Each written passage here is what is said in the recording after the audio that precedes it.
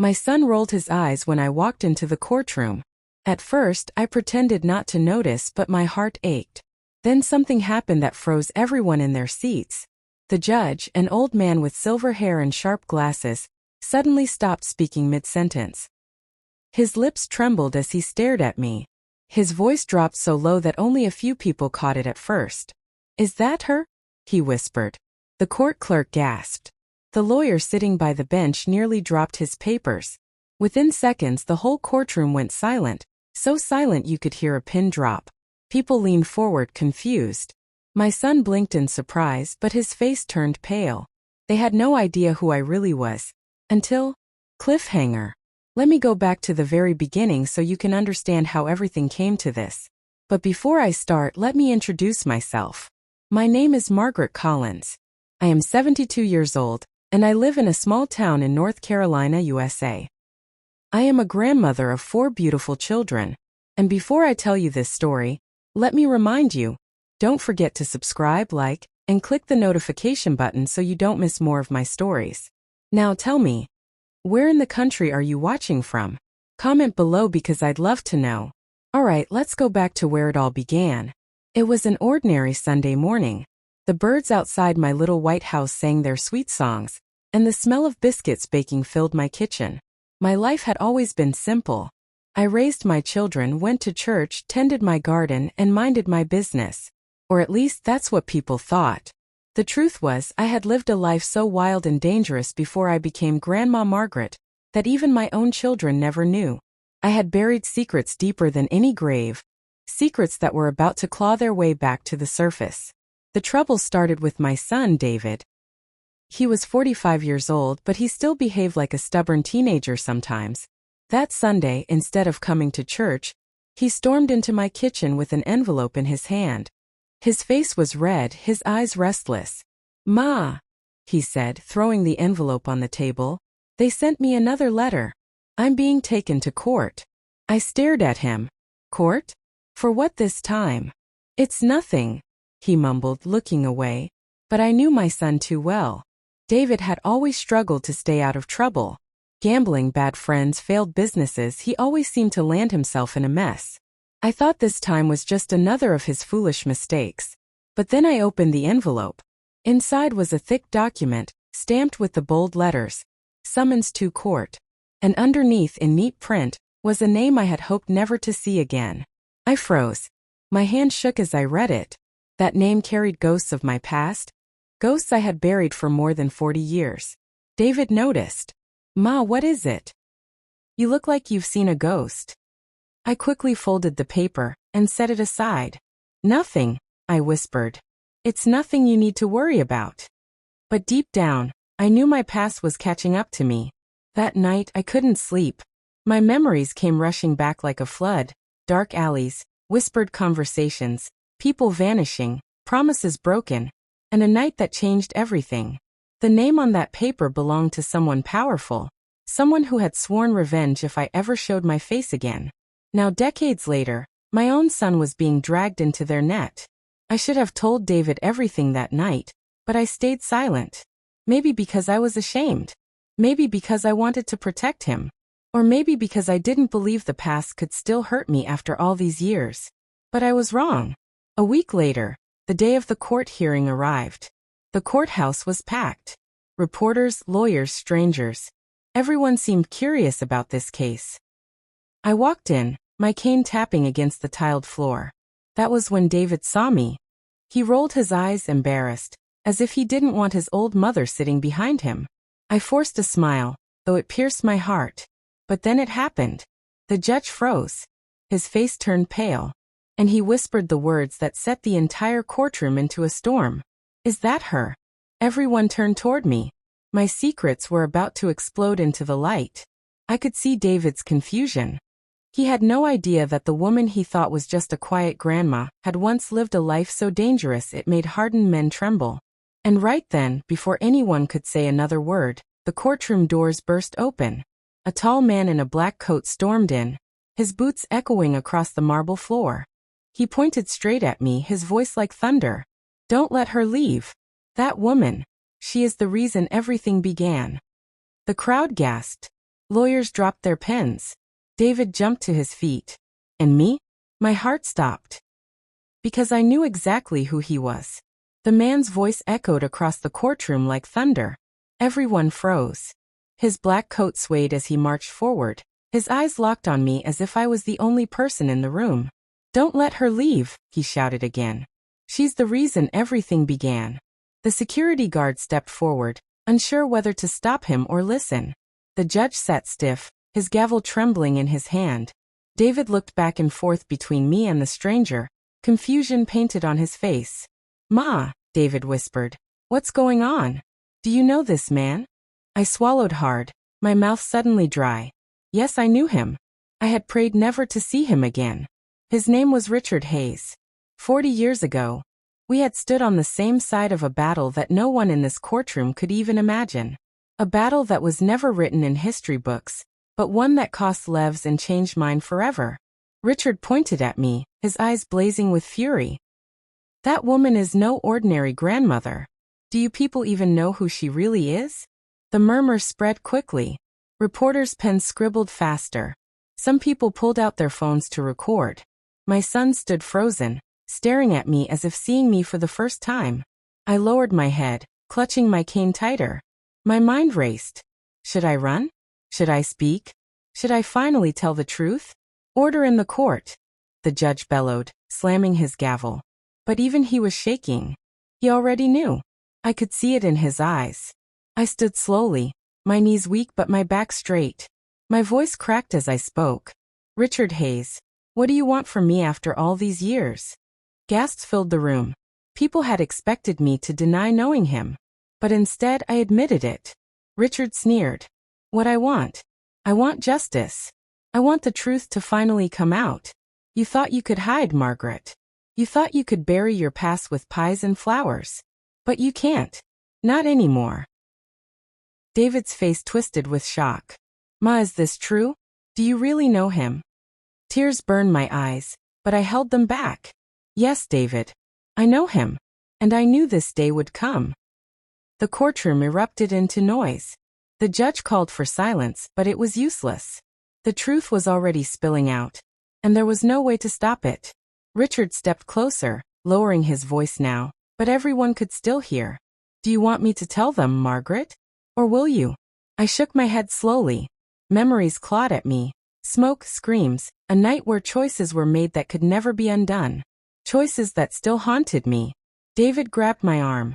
"Tell me, Ma. Please. Who are you? What did you do?" I looked at him, my own son, and for the first time in his life, I knew he saw me not as his gentle mother, but as a stranger. The judge leaned forward, his face pale. "Mrs. Collins, is what he's saying true? Were you involved?" I took a deep breath. My whole body trembled. I wanted to speak, to explain, to confess everything. But just as I opened my mouth, the courtroom doors banged open again. This time 2 uniformed officers rushed in, holding a stack of old dust-covered files.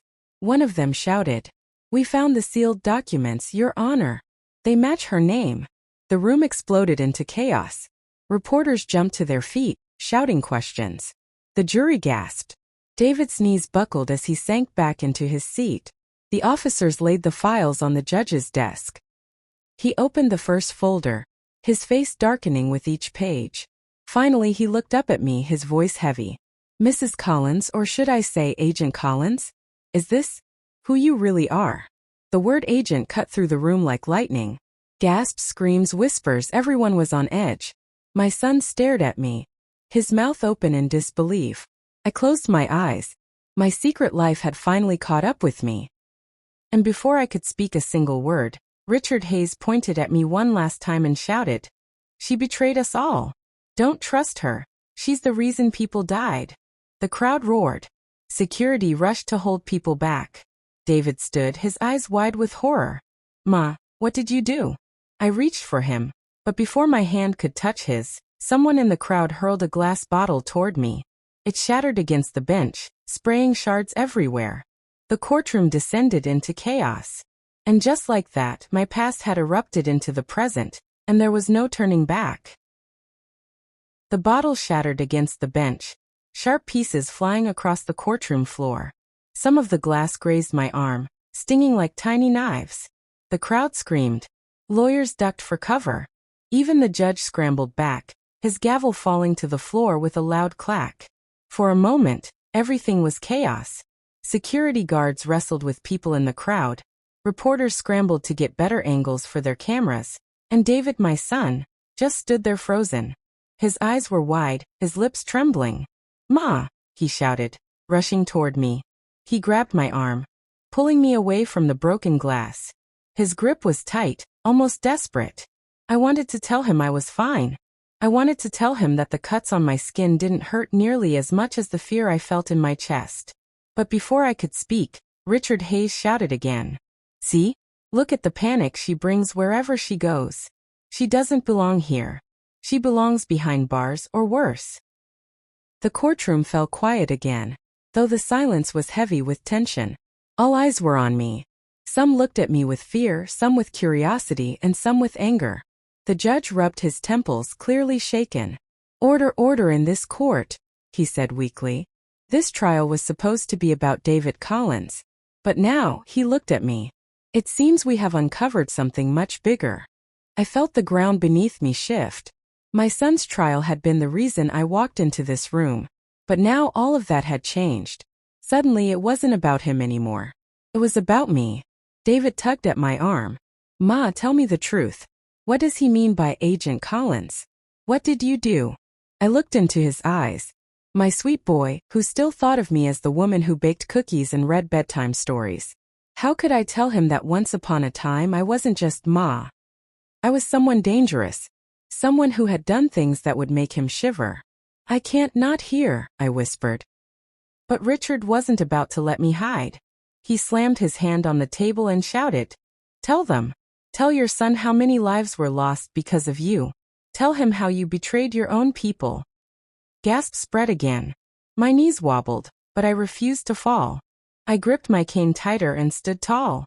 "Enough," I said, my voice echoing louder than I expected. The whole room went silent. Yes, I was Agent Collins. Yes, I lived another life before this one. But whatever you think you know, Richard, you don't have the whole story. David looked at me like he didn't recognize me.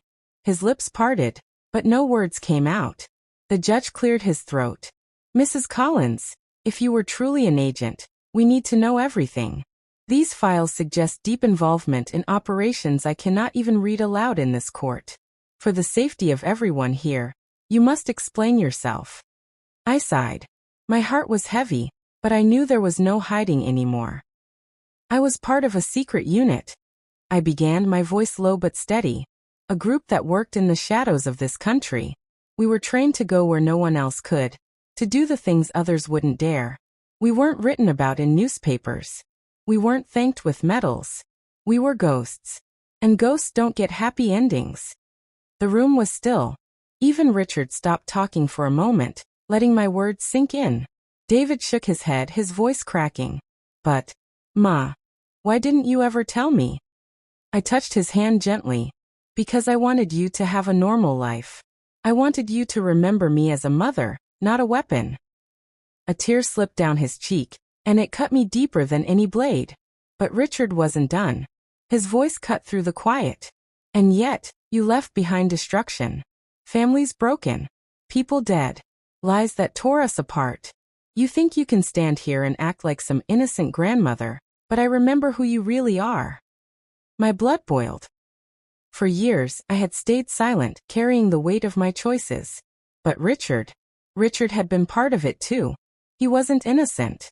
He had blood on his hands just like I did. "Don't you dare act righteous, Richard," I snapped. "You were there. You made choices too. You did things worse than me. The only difference is, I walked away.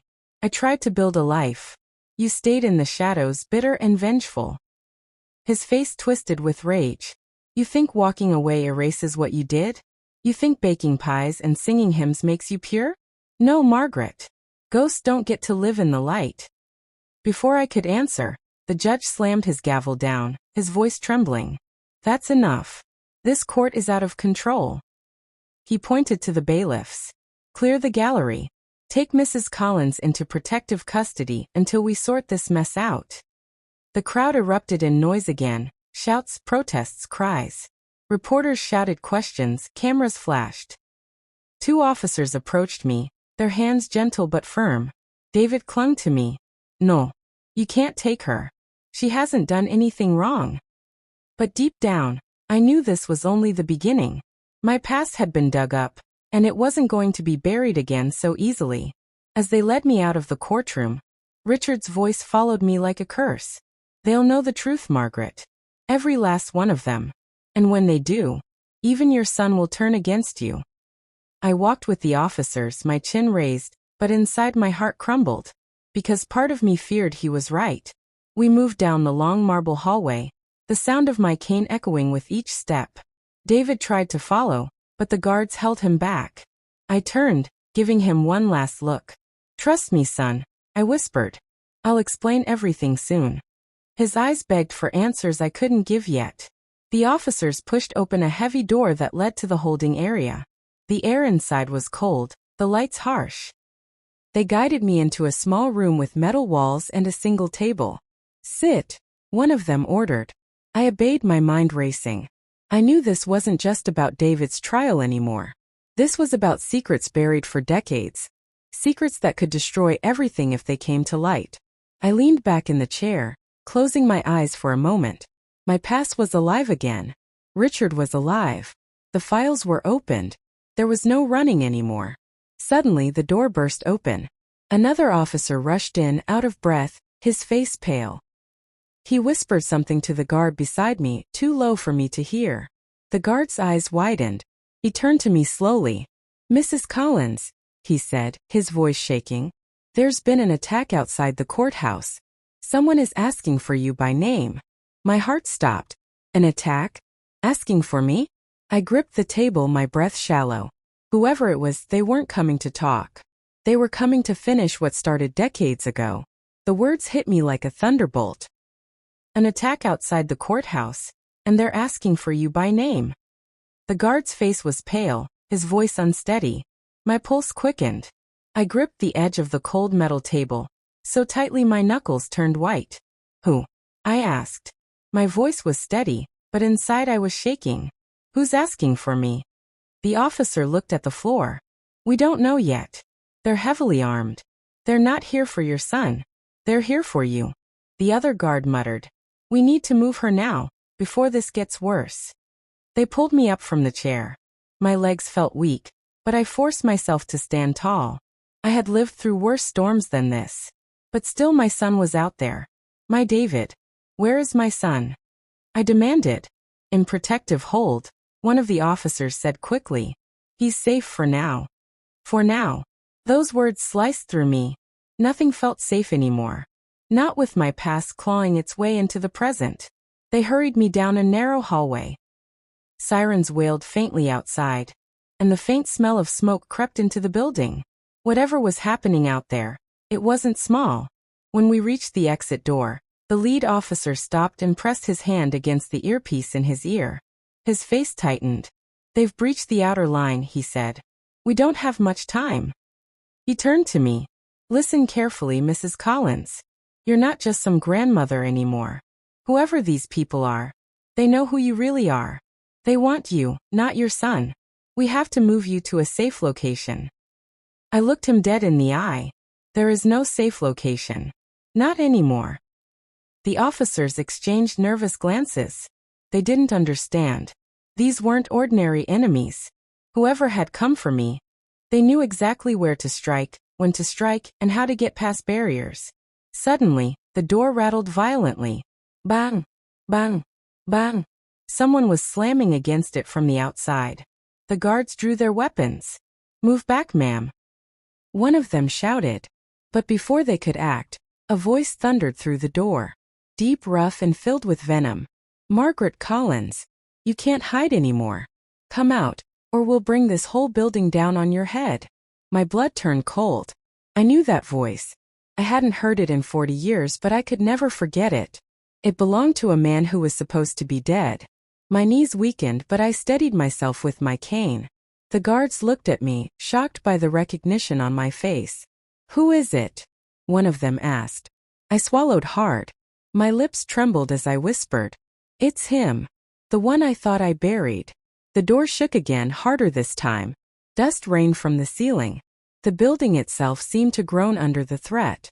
And I knew my past had just walked straight through the front door. The door rattled so hard I thought it might come off its hinges. Dust drifted from the ceiling, and one of the guards swore under his breath. Guns were drawn, safeties clicked off. But I wasn't looking at the door anymore. I was frozen in place, my breath caught in my throat. That voice, deep, sharp, full of hatred. It had pulled me back 40 years in an instant. Back to a night when the world was on fire. Back to the face of a man I watched collapse into the dirt, blood pouring from his chest. Back to the moment I believed he was gone forever. Yet here he was, alive. "Margaret!" The voice thundered again, this time sharper. "Don't make me break this door down. You know I will."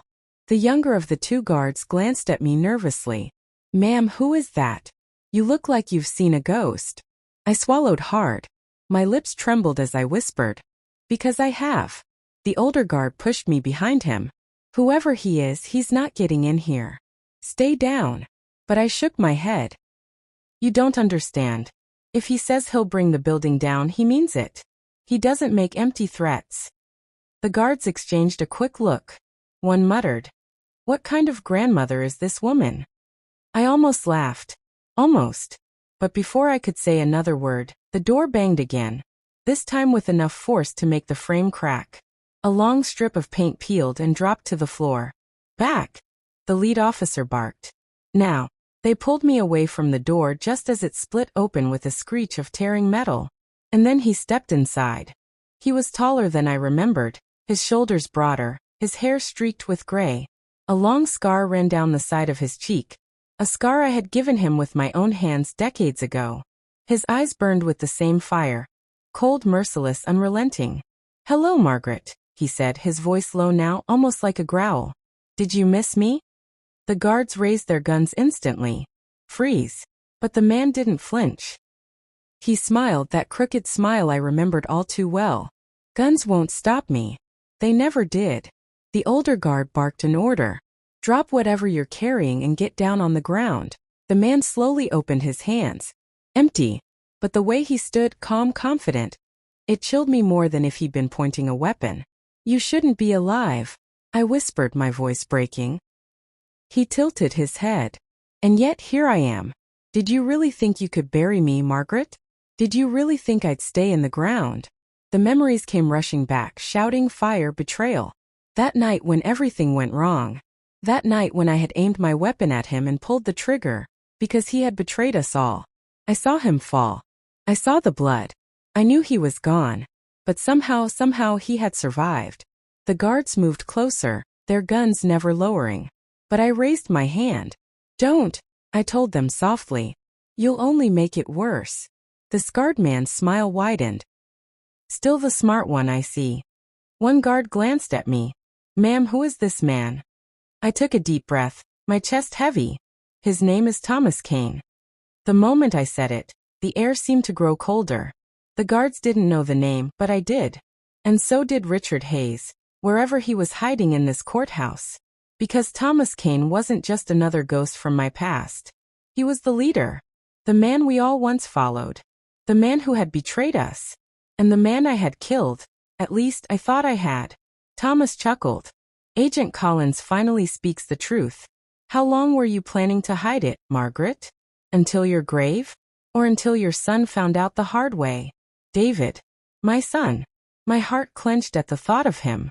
He was somewhere in this courthouse, probably scared out of his mind, wondering what was happening. And now Thomas Kane was here. The guards kept their guns steady, but I knew it wouldn't matter. Thomas had always been 10 steps ahead of everyone. If he had come here, he wasn't alone. "You shouldn't be here," I told him firmly, trying to hide the shake in my voice. "If you've come for revenge, leave my family out of it. This is between you and me." Thomas's eyes gleamed. "Oh, Margaret. You still don't get it. It was always about family. Yours. Mine. The families of all the people who paid the price for your choices." The guards moved closer. One of them shouted, "Last warning, get on the ground." Thomas sighed as if bored. Then in a blur of motion, faster than I thought possible for a man his age, he lunged forward, knocking the gun from the younger guard's hand. The weapon clattered across the floor. The older guard fired, but Thomas was already moving, his elbow slamming into the officer's chest, sending him crashing into the wall. The sound of bone hitting concrete echoed down the hall. I gasped, stepping back. My cane slipped from my hand and fell with a clatter. Thomas turned toward me, his scar twisting with his grin. "Don't worry, Margaret. I'm not here to kill you, not yet. First, I want you to watch everything you love burn. Just like I did." The younger guard scrambled for his gun, but Thomas kicked it away with ease. He loomed over me now, his shadow falling across the floor. And then in a low whisper only I could hear, he said, "Your son will be the first." My blood turned to ice. "No," I gasped, shaking my head. "You leave him out of this." Thomas's grin widened. "Try and stop me." Before the guards could recover, he darted back through the broken door, disappearing into the smoke-filled hallway. I stood frozen, my heart hammering in my chest. My son. My David. He was in danger, and Thomas Kane was coming for him. I bent to grab my cane, my hands trembling. There was no choice anymore. I couldn't hide. I couldn't pretend to be just Grandma Margaret, because if I didn't fight back, my son would be lost. The guards scrambled to their feet, coughing from the dust and smoke Thomas left behind. One of them clutched his ribs, wincing in pain. The younger one snatched up his gun, eyes darting to me. "Who is that man?" he demanded. "What does he want with you?" I gripped my cane, steadying myself. My heart pounded so hard I thought it might burst. "His name is Thomas Kane. And if you don't stop him right now, my son will pay the price." The younger guard cursed under his breath. "We need backup. Now." He reached for his radio, calling in a rush of codes I hadn't heard in years. But I barely heard him. My mind was already racing back to the night I thought Thomas Kane had died. It was raining that night. Cold. Hard. We were deep in the woods on a mission gone wrong. He was my leader, my mentor, the man we trusted with our lives. But when the truth came out, that he was working both sides, betraying us for his own power, I had no choice. I remembered his eyes, filled with fury, as I raised my weapon. I remembered pulling the trigger. The blood. The silence. The body falling into the mud. I buried that night. Buried it so deep. Even my children never knew. I thought I had ended it. I thought the monster was gone. But I was wrong. The guard's voice cut through my memory. "Ma'am, we're moving you to a secure location." I shook my head sharply. "No. You don't get it. If Thomas said my son is next, then every second counts. We have to find David before he does." The older guard groaned, holding his chest. "She's right. That man, he's not normal. If he's after the son, we don't have time to wait for backup." The younger guard hesitated. "But protocol." "Forget protocol." I snapped. "Thomas Kane doesn't follow rules, and you won't stop him with a manual. Trust me. I know him better than anyone alive." The hallway lights flickered, the air heavy with smoke. Somewhere distant, alarms wailed. My gut told me Thomas was already moving through the building, closing in on David. I gripped the younger guard's arm, my voice firm. "Listen to me. If you want to save lives, if you want to save my son, you follow me. Right now." For a moment, he stared at me, unsure whether to believe a 72-year-old grandmother with trembling hands. But then he saw my eyes, steady, sharp, unblinking.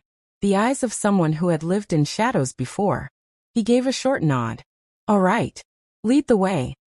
We turned down the hallway, moving fast, my cane tapping the floor with urgency. Every step echoed with the same thought pounding in my head. I killed Thomas Kane once. I'll do it again if I have to.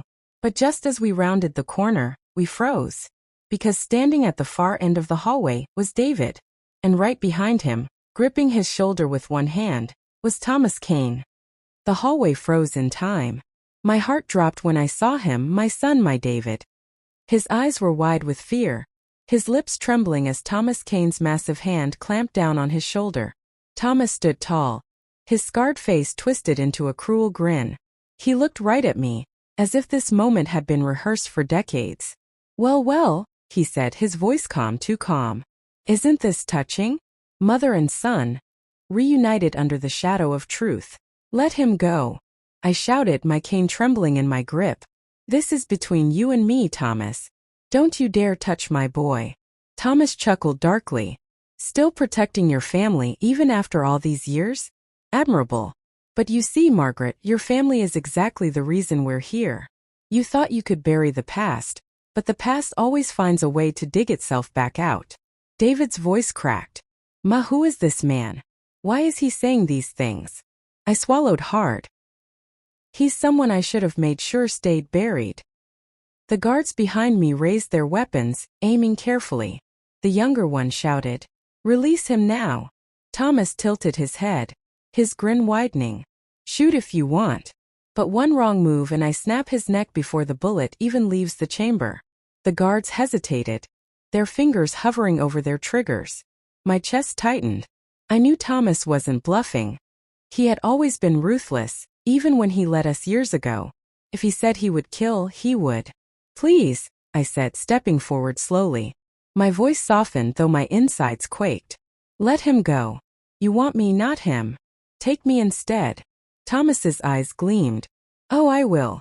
But not before he knows the truth about the woman he calls Ma." David's knees seemed to buckle, but Thomas held him firm. "What truth?" my son whispered. "Ma, what is he talking about?" Thomas chuckled. "She hasn't told you, has she? About the missions? The lies? The blood on her hands?" "Don't listen to him, David," I said quickly, my voice shaking. "He twists everything. He wants to poison your mind." But Thomas stepped closer, pulling David with him. "Poison? No, Margaret. I speak only truth. Tell him or I will. Tell him how many people died because of your orders. Tell him about the night you shot me, left me in the mud like a dog, and walked away without a second glance." David's face twisted in horror. You shot him?" His eyes darted to me, wide and broken. Tears welled in my eyes, but I held his gaze. "Yes, I did. 'Cause I had to, David. He betrayed us all. He was going to destroy everything we fought for." Thomas barked a laugh. "Ah, that's what she tells herself at night so she can sleep. But the truth, boy, she betrayed me because I knew her secret. A secret she's still hiding, even from you." David's chest rose and fell quickly. He shook his head. I don't understand. Don't you see?" Thomas sneered. "Your mother isn't who you think she is. She's no gentle grandmother. She's a killer. And killers don't change." The younger guard stepped forward. "Last warning, let him go." Thomas's eyes flicked to the guard, then back to me. "Make one move," he hissed, "and your son's life ends right here." I raised my hands, trying to keep everyone calm. My cane trembled in my fingers, but I forced my voice steady. "Thomas, listen to me. Killing him won't give you peace. It won't erase the past. It'll only prove that you're still the monster I stopped all those years ago." His smile faltered for the first time. A flicker of rage crossed his face. "Monster? No, Margaret. You made me this way. You abandoned me. You left me for dead. You betrayed your own. And you betrayed us first." I snapped, my voice echoing through the hallway. "You sold our names, our locations, our lives for money, for power. Do you think I wanted to pull that trigger? Do you think I wanted to watch you die? I did it because you left me no choice." David looked between us, tears streaking down his face. "Ma, is it true? Did you really do all of that?" I turned to him, my heart breaking. "Yes, I did terrible things. Things I can't take back. But everything I did to protect people like you. To protect a future for my children." Thomas hissed. "Lies. You see, boy, she'll never tell you the whole story." David's knees wobbled. He tried to step back, but Thomas's grip only tightened. "Please," he begged. "Just stop. Both of you." For a brief moment I saw it, the fracture in Thomas's armor. The hurt, the anger, the years of bitterness. But behind it all, there was still the man who had once led us, who had once called us family. I took a shaky step forward. "Thomas, look at me. This isn't who you used to be. Let him go, and I'll come with you. End this here." His scarred face twitched, torn between rage and something else, something softer. For one breath I thought maybe he would. But then from behind us a loud crash echoed down the hall. Another door burst open. Richard Hayes stormed in, his eyes blazing with fury, a weapon raised. "There he is," Richard roared, pointing at Thomas. "Don't let him escape this time." The tension snapped like a wire. Thomas yanked David backward, dragging him like a shield. Guns swung, shouts erupted, chaos swirled. And before anyone could move, Thomas pressed a small black device against David's chest. A faint beep filled the air. My blood froze. I knew that sound. It was a detonator. The faint beep, beep, beep echoed in the hallway, each sound cutting through the air like a blade. My stomach dropped. "Thomas, no!" I shouted, my voice trembling. "Don't do this." "Not him." Thomas grinned, pressing the small black detonator tighter against David's chest. "Step any closer and your boy goes up in flames. You know I'm not bluffing." The guards froze, their guns aimed but hands shaking. Richard Hayes cursed under his breath, lowering his weapon just a fraction. "You maniac," he growled. "You'll kill us all." Thomas chuckled. "Maybe that's the point." David whimpered, his eyes darting to me. "Ma, please help me." His voice cracked like glass. My heart shattered. I raised my hands slowly, every muscle in my body screaming. "Thomas, listen. This isn't you. You were a leader once.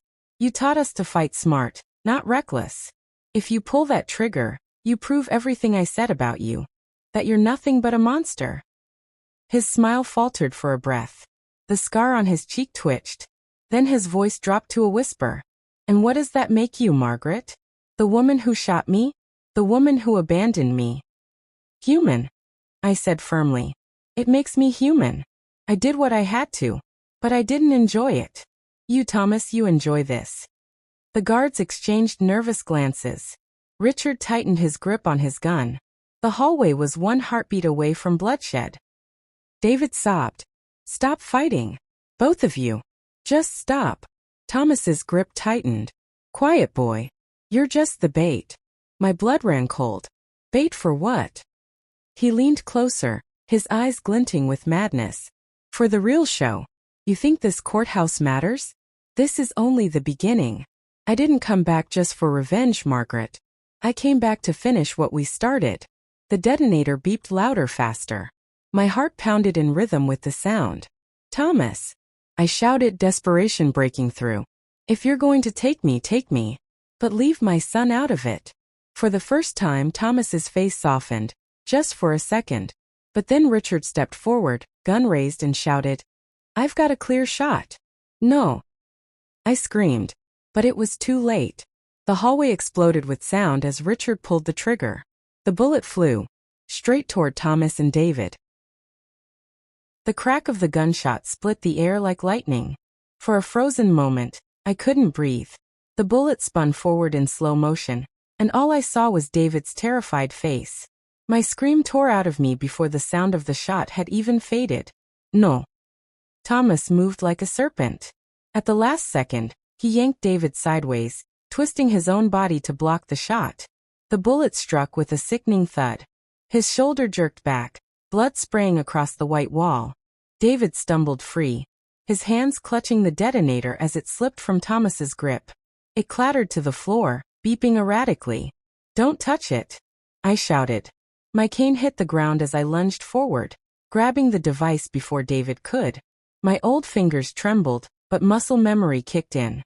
I'd seen devices like this before, back when I was still in the field. "Ma, what is it?" David cried, his voice shaking. "It's worse than I thought," I whispered, my eyes scanning the device. "It's not just a trigger. It's linked." "Linked to what?" the younger guard asked, his voice cracking with fear.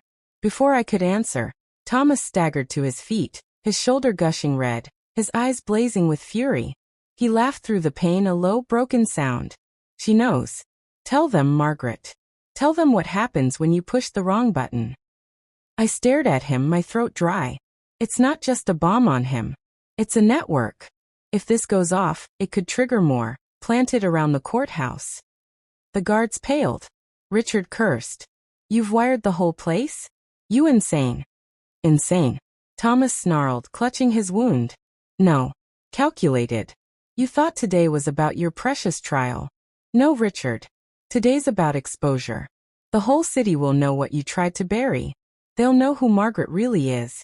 David turned to me, his face twisted with fear and betrayal. Ma, what is he talking about? What does he mean, who you really are? I clutched the detonator tighter. My throat burned. Not now, David. Please. Just trust me. But he shook his head, tears spilling. Trust you? You've been lying to me my whole life. This man shows up, and suddenly I don't know who you are anymore. David. Answer him, Margaret. Thomas bellowed, his voice shaking the walls. Tell him about the missions. About the code name. Tell him who you used to be before you played dress-up as a mother and grandmother. The hallway seemed to spin. The walls closed in. For 72 years I had carried my secrets. Secrets I swore I would never tell my children. But here, with my son trembling before me and Thomas Kane bleeding but unbroken, the truth clawed its way out of my chest. My name wasn't always Margaret Hayes, I said softly. My voice trembled, but I forced it steady. When I was younger, they called me the widow. David's eyes widened. The guard stiffened. Richard's jaw clenched. The widow, Thomas repeated with a bitter grin. America's shadow. The woman who outlived every enemy she faced. David shook his head violently. No, you're just my ma. You cook pancakes. You knit sweaters. His voice cracked. You're not that person. Tears burned in my eyes. I wanted you to have a normal life. I wanted to protect you from the things I did. From the people I hurt. Thomas staggered forward, his blood dripping onto the tiles. Protect him? Ah. You raised him on lies. And now, because of those lies, he's standing in the middle of a war he never asked for. I stepped between them, cane in one hand, detonator in the other. My voice hardened. This ends now, Thomas. He sneered. You still think you can stop me? You couldn't kill me last time. I pulled the trigger once. I snapped. Don't think I won't do it again. The guards raised their weapons. Richard barked an order. Stand down, Kane. But Thomas didn't flinch. His eyes locked on mine. And then, the detonator in my hand let out a sharp beep. Louder. Faster. My stomach twisted as the screen on the device lit up. A small red number blinked. 0:59. 1 minute. David gasped. Ma, it's counting down. Chaos erupted. The guards shouted into radios, calling for evacuation. Alarms blared through the courthouse. People screamed in the distance. But I knew running wouldn't save us. Not if the whole building was wired. I looked at Thomas, rage boiling inside me. What did you do? His bloody grin widened. I gave you a choice, widow. Save your son or save the city. But you won't save both. The timer ticked. 0:45. My son clutched my arm, tears streaming. Ma, what do vedo? I gripped his hand tight. My mind raced, years of training snapping back into place. I had disarmed bombs before, but this was different. This was Thomas. He always built in traps. One wrong move and everything would go up. The hallway shook with footsteps as more officers stormed in. Richard shouted orders, trying to form a perimeter. But all I saw was the timer. All I heard was its relentless beep, beep, beep. 0:30. I dropped to my knees, the detonator in my lap, my hands shaking but determined. Nobody touch me. Nobody speak. David knelt beside me. Ma, quiet, David. I barked. Then softer. Please. Just trust me now. He bit his lip, nodding, tears falling onto the floor. My old eyes scanned the wires, the casing, the flickering numbers. My heart pounded. This was it, the fight of my life. 0:20. Thomas leaned against the wall, blood dripping, smiling through the pain. Let's see if the great widow still has her touch. I inhaled sharply, my fingers hovering over the wires. And then, the lights went out. Total darkness. The timer's glow was the only thing left. The darkness swallowed us whole. The only sound was the timer's shrill beep, beep, beep echoing through the pitch-black hallway. Its red glow pulsed against my trembling hands. Stay still. I hissed. Don't move. David's breath hitched beside me. The guards cursed under their breath, their boots scraping against the floor as they tried to hold position in the dark. Somewhere behind us, Richard barked orders, but even his voice was edged with panic. 014. Thomas! I shouted into the blackness. What did you do? Did you cut the power? His laugh rolled through the shadows, low and mocking. I didn't have to. This building runs on fear, widow. And fear makes people blind. I gritted my teeth, focusing on the device in my lap. My fingers brushed over the casing, searching for the right wire. My training screamed at me. Calm your breathing, trust your instincts. But time was slipping away. 010. Ma, David whispered, his voice trembling. Can you really stop it? I swallowed hard. I don't have a choice. The guards fumbled with flashlights, but each time a beam flickered, it died instantly. My chest tightened. This wasn't just a bomb, it was rigged with an EMP pulse. Nothing electronic could save us now. It was just me. My hands. My memory. 007. I peeled back the small hatch, exposing a nest of wires, red, blue, green, yellow. My heart pounded harder with every color. My vision blurred. I blinked away tears. Think, Margaret. I whispered to myself. Think. Thomas's voice slithered through the dark. Cut the wrong one, and you'll send the whole courthouse to ashes. But you always liked playing with fire, didn't you? Shut up. I snapped, sweat dripping down my face. 005. David clutched my arm. Please, Ma. I saw his face in my mind, young, innocent, holding his first bike, calling for me when he was scared of the dark. He wasn't supposed to be here. He wasn't supposed to be part of this life. I gripped the blue wire, then hesitated. No, that was too obvious. My gut told me Thomas had booby-trapped it. 004. The green wire pulsed faintly, almost hidden under the others. I drew in a sharp breath. That was it. That had to be it. My fingers tightened around the cutter. 003. Don't do it, widow, Thomas hissed. You'll kill him with your own hands. 002. I shut out his voice. My hand shook, sweat running down my back. David squeezed my arm, whispering, I trust you, Ma. 001. I cut the wire. Silence. The timer froze, then flickered back to life. Reset. 5 o'clock. The countdown started all over again. And from the dark came Thomas's laughter. Low, chilling, victorious. Holmes's laughter echoed through the pitch-black hallway, each note curling like smoke around us. My hand trembled as the detonator glowed in my lap, its red screen mocking me with fresh numbers. 459. I had cut the wrong wire. No, I whispered, shaking my head. My stomach twisted. I hadn't disarmed the bomb. I had reset it.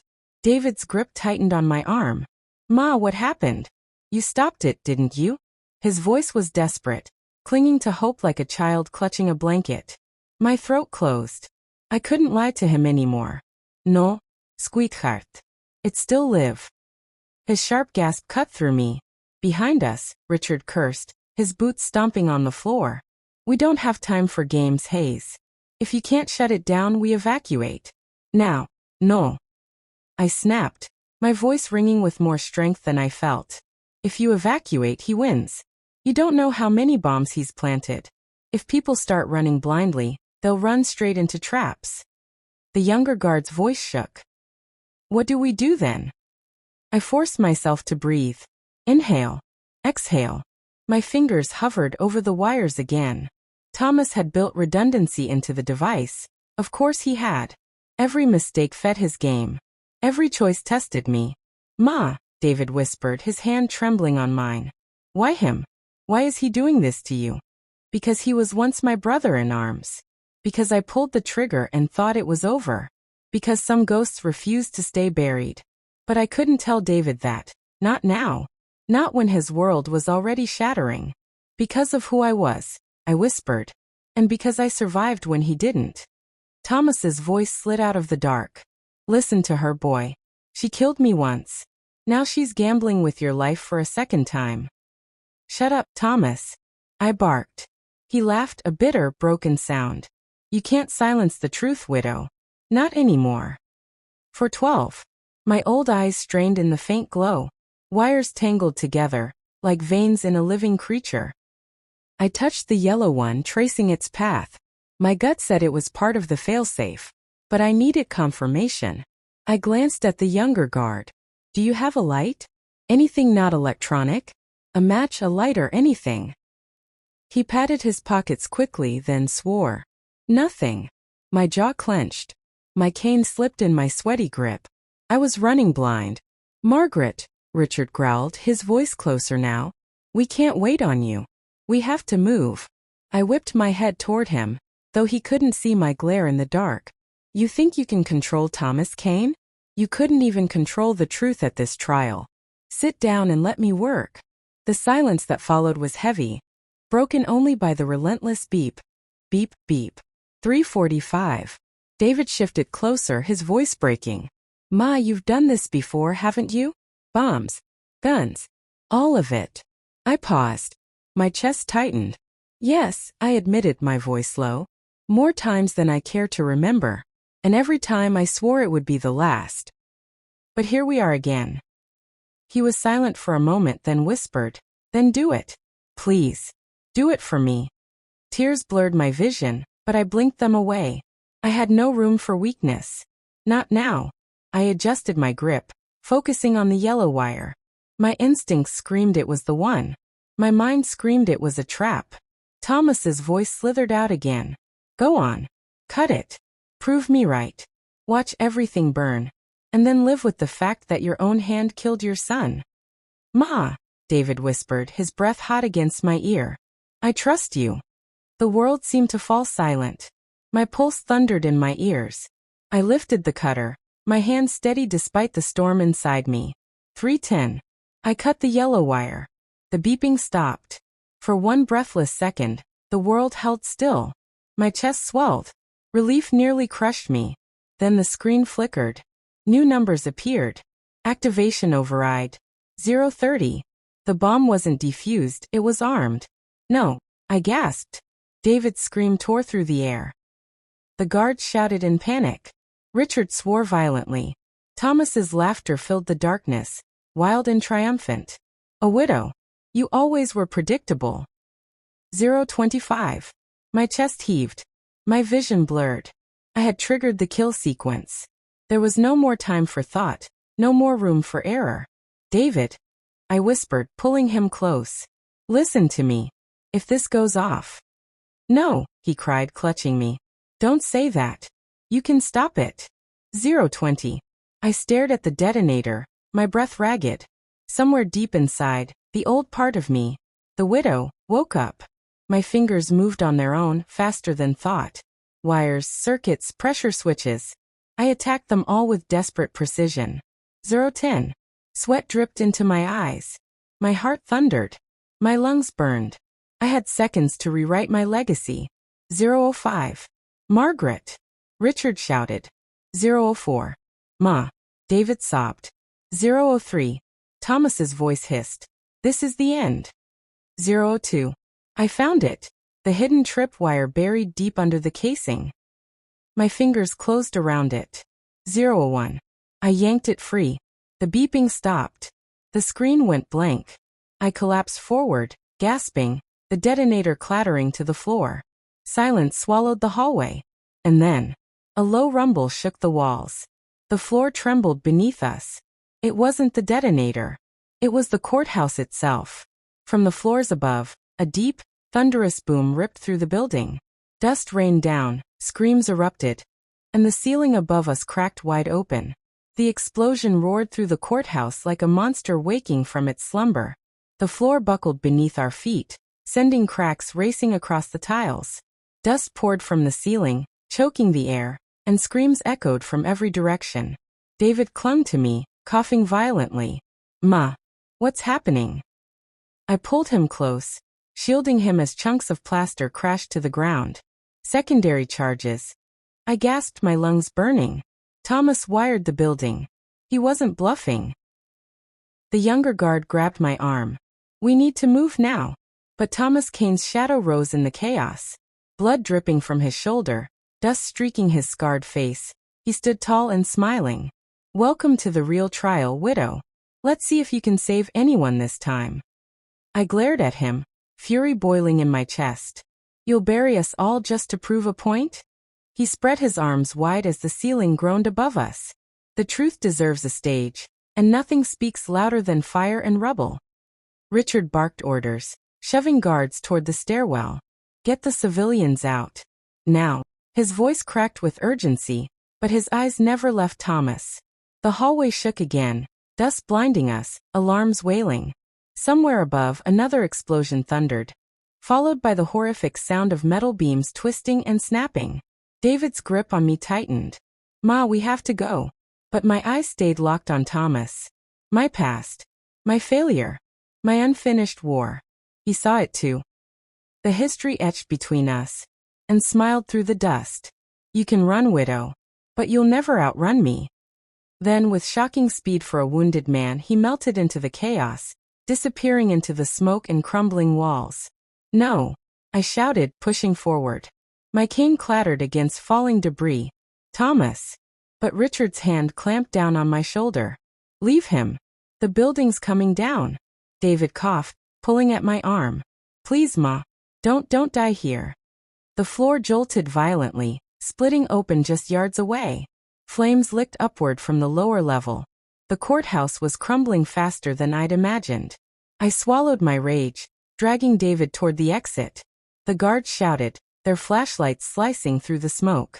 Every step felt like walking on breaking glass, the ground trembling beneath us. Then a sickening crack echoed overhead. I looked up just in time to see a massive steel beam tearing free from the ceiling, swinging down toward us like a pendulum of death. I shoved David hard, screaming his name. The beam crashed down, and the world went black. The crowbar sliced through the air, and instinct saved me. I dropped low, the metal singing past my head, close enough to slice off strands of my hair. Sparks burst as it struck the rubble behind me, ringing out like a bell of doom. Thomas Kane roared, swinging again with reckless power. His bloodied face twisted with rage, his body fueled not by strength but by obsession. He wanted me broken, crushed, forgotten. I wasn't about to give him that satisfaction. I darted sideways, pain screaming through my ribs. My cane was gone, but my fingers gripped the jagged rebar like a lifeline. I thrust it forward, jabbing toward his chest. He twisted, the move grazing his side but not piercing deep. He grunted, staggering, but his eyes never left mine. You can't protect him forever, widow, Thomas hissed, nodding toward David, who cowered against the rubble. Boys grow into men, and men pay for their mother's sins. Rage burned through me, hot and wild. I launched forward, my rebar clanging against his crowbar, the sound sharp and metallic. Sparks flew. My hands ached with the impact, but I didn't stop. I pushed harder, my voice breaking into a growl. You don't get to touch my son. We locked together, strength against strength, the rubble shifting beneath us. Each shove brought us dangerously close to a gaping hole in the collapsed floor. Fire glowed below, the pit swallowing debris into its molten breath. One wrong move, and either of us would fall. Thomas's grin widened. Then die with him. With a violent shove, he broke our lock, swinging the crowbar in a deadly arc. I ducked, but the metal smashed across my shoulder, sending white-hot pain tearing through me. I cried out, stumbling backward. My rebar clattered from my hand. David screamed, Ma. I hit the ground hard, my vision flashing with stars. My body begged me to stay down, but something deep inside, deeper than pain, deeper than fear, forced me to rise. Slowly, trembling, I pushed myself up on one knee. Thomas advanced, crowbar raised high, his shadow stretching tall in the flickering firelight. Any last words? He taunted. I met his eyes, steady and unbroken. Yeah, you should have stayed buried. Then a blur of motion cut between us. David, my son, battered and trembling, had picked up my fallen rebar. With a desperate cry, he swung it with all his might. The sharp edge cracked against Thomas's ribs. The sound echoed like breaking wood. Thomas roared, stumbling sideways. His crowbar slipped from his hand, clattering across the rubble. I surged forward, fueled by every ounce of fury left in me. I snatched the crowbar before he could reclaim it and swung. Once, twice, 3 times. The metal sang against flesh and bone, each strike breaking the chains of fear I'd carried for years. Finally, Thomas collapsed, sprawling across the broken floor, gasping, coughing, his body broken but his eyes still burning with hatred. "You," he wheezed. "You'll never escape me. Ghost, don't die." I stood over him, crowbar shaking in my hands. My breath came ragged, my vision swimming. I could finish it right there. One more blow and the nightmare would end forever. But then I felt David's hand on my arm. "Ma," he whispered, his voice trembling but clear. "Don't. If you kill him, you'll be like him." The word struck me harder than any weapon. My son, the boy I raised to believe in right and wrong, was teaching me restraint when all I wanted was vengeance. Tears filled my eyes. I dropped the crowbar. It clattered loudly against the stone, echoing into silence. Thomas lay broken, defeated but alive. And that was enough. The building groaned again, louder, angrier. Dust rained down. The walls buckled. This fight wasn't the end. The courthouse itself was. I grabbed David's hand. "We have to go." Together we stumbled toward a faint light shining through the rubble. Every step was agony, my body screaming for rest, but I pushed forward. We climbed over collapsed beams, through choking smoke until finally, we broke into the open air. Fresh night wind rushed against my face. Stars glimmered above the chaos. Fire trucks and police sirens wailed, their red and blue lights flashing against the shattered courthouse. Hands pulled us free. Rescue workers shouting, guiding us away from the wreckage. I collapsed onto the grass outside, pulling David into my arms. We both sobbed, clinging to each other as if we'd never let go. Behind us, the courthouse gave one final shudder before collapsing in on itself, a thunderous roar shaking the ground. Flames burst skyward, swallowing the night. And buried within, Thomas Kane disappeared into the ashes once more. Was he dead? I didn't know. Part of me doubted it. Part of me feared his words that ghosts never die. But as I held my son in my arms, I realized something far more important. Even if Thomas Kane returned, I would never face him alone again. David had seen me, truly seen me, not as just his old, fragile mother, but as who I really was, who I had always been. Strong, flawed, human, a survivor. And in his eyes, I wasn't just grandma anymore. I was his protector, his teacher, his hero. The life lesson is this, my dear viewers. The past may try to haunt you, but it doesn't have to define you. Vengeance might feel powerful, but mercy, that's what truly breaks the chains. And when you fight for the people you love, you find strength you didn't know you had. So here I am, Margaret Widow Hayes, 68 years old, speaking to you from Georgia, USA. If you've stayed with me through this story, thank you. I hope you've learned that even in the darkest battles, there's always a way forward.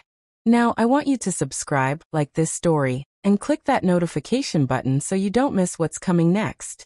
And before you leave, tell me, from which part of the country are you watching from tonight?